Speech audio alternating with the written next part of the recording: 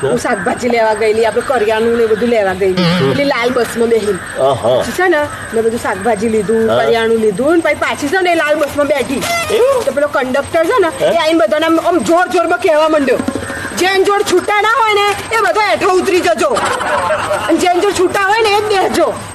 તો તાર પાસે હતા ના પછી મારે તો હોવાની નોટ હતી. તો પછી બસમાં બેસી જઈ છૂટા નતા તોય તોય પછી હું થયું પછી છે ને એ કંડક્ટર આવ્યો અને પછી કહેવા માંડ્યો તો મેં તો સોની નોટ આલી તો કે બેન મારે જો છૂટા નહીં.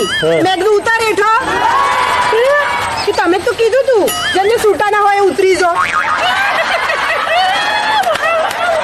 પછી કંડક્ટરે હું કીધું એને કીધું બેન ચૂપ થઈ જાઓ, પૈસો ના હું છે ને મારામાંથી 5 રૂપિયાની ટિકિટ આલું છું, પછી મને આલ દેજો. મફત આવી ગઈ ઘેર.